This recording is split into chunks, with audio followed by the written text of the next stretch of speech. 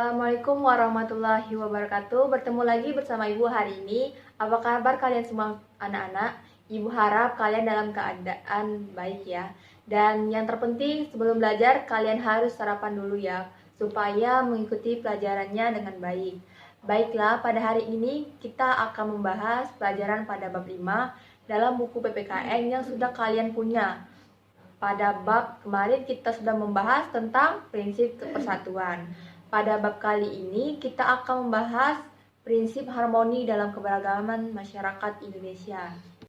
Ibu harap kalian mengikuti pembelajaran hari ini dengan baik dan serius ya, supaya kalian dapat memanfaatkan dari pembelajaran hari ini. Dan adapun kompetensi dasar dan tujuan pembelajaran yang harus kita capai pada hari ini. Kompetensi dasar yang akan kita pelajari yaitu kompetensi dasar 3.5 menganalisis prinsip harmoni dalam keberagaman suku, agama, ras, dan antar golongan atau sara, sosial, budaya, ekonomi, dan juga gender dalam Bingkai Bhinneka Tunggal Ika. Dengan kompetensi yang ada, kita akan mencapai beberapa tujuan pembelajaran. Yang pertama, dengan menyimak dan membaca sumber bacaan yang telah diberikan, siswa dapat menjelaskan kembali makna harmoni keberagaman suku, agama, ras, dan antar golongan atau sara, sosial, budaya, ekonomi, dan gender dalam Bingkai Bhinneka Tunggal Ika. Yang kedua, setelah menyimak video dan mengaitkannya dengan kondisi konflik lingkungan sekitar, siswa dapat menganalisis permasalahan keberagaman masyarakat Indonesia. Yang ketiga, melalui diskusi kelompok, siswa dapat menemukan upaya penyelesaian masalah yang muncul dalam keberagaman Indonesia dengan prinsip harmoni. Nah, itu dia anak-anak kompetensi dasar dan tujuan pembelajaran yang harus kita capai pada hari ini. Nah, sebelum Ibu untuk menjelaskan materinya, Ibu mau tanya dulu nih ke kalian. Kalian sudah tahu belum prinsip harmoni itu apa? Apa yang terlintas dalam benak kalian tentang prinsip harmoni? Ya, betul sekali. Ya, jadi prinsip harmoni merupakan prinsip yang membuat perbedaan atau keberagaman masyarakat menjadi satu kesatuan yang serasi dan erat. Dengan nilai-nilai seperti toleransi, menerima perbedaan, bersikap pengertian, kerjasama, gotong royong, dan juga terbuka terhadap perubahan yang positif. Lalu bagaimana jika berhubungan dengan sosial budaya, ekonomi, dan juga gender? Ya, yuk kita lihat penjelasannya. Jadi, prinsip harmoni di bidang sosial budaya, keberagaman masyarakat melahirkan sebuah perbedaan status sosial yang berbeda-beda. Kekayaan budaya harus dijaga dan dihargai. Harmoni dalam keberagaman dapat membuat perbedaan sosial budaya terlihat lebih indah, serasi, dan mampu mempereratkan berbagai perbedaan.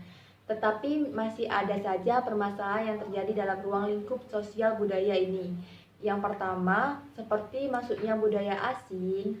Yang kedua, kurangnya interaksi antar sesama manusia. Yang ketiga, budaya malam yang seringkali dianggap lumrah. Yang keempat, kesenjangan sosial.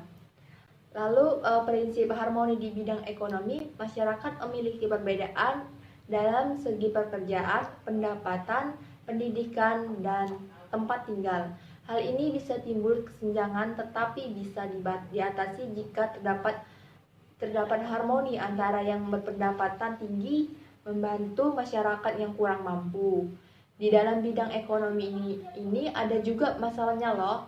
Apa saja ya?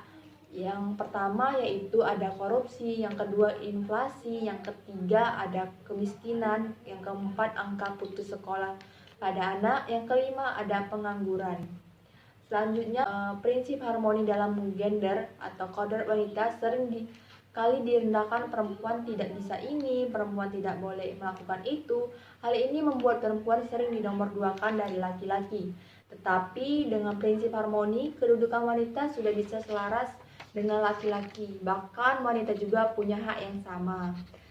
Sayangnya masih ada saja kasus yang menimpa kaum wanita seperti pelecehan, kekerasan rumah tangga, pekerjaan yang berlebihan, dan juga ada kesejahteraan.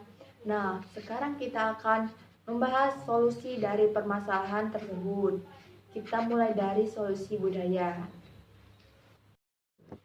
Upaya penyelesaian masalah dalam bidang sosial budaya, yang pertama, lebih selektif lagi dalam menerima informasi atau budaya luar.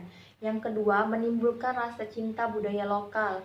Yang ketiga, meningkatkan rasa sosial dengan orang lain. Yang keempat, meninggalkan kebiasaan buruk dari budaya barat dan membangun ketahanan. Selanjutnya, upaya penyelesaian masalah dalam bidang ekonomi. Yang pertama, menghapus perlakuan diskriminatif. Yang kedua, menegakkan hukum dengan baik bagi pelaku korupsi. Yang ketiga, membuka kesempatan kerja. Yang keempat, memberikan bantuan fasilitas secara selektif. Lalu, untuk upaya penyelesaian masalah dalam bidang gender, yang pertama itu mempertegas pemberian sanksi bagi pelaku pelecehan. Yang kedua, memberikan pelatihan prakerja. Yang ketiga, terciptanya kemitraan yang baik antara para perempuan dan laki-laki dengan persepsi yang sama. Yang keempat itu serta memberikan wanita hak-haknya. Setelah mendengar penjelasan materi tersebut, sekarang waktunya kalian menyimak video untuk nantinya kalian analisis isi video tersebut, termasuk contoh permasalahan harmoni di bidang apa dan upaya apa yang bisa dilakukan. Disimak baik-baik ya videonya, Ibu berikan. Mari. Siap.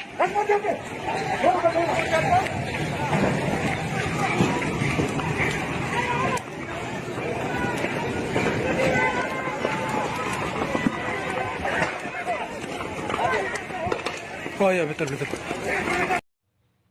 Itu dia penjelasan tentang prinsip harmoni serta contoh permasalahan dan juga upaya penyelesaian. Ibu harap kalian mengerti cukup sampai di sini dari video tersebut.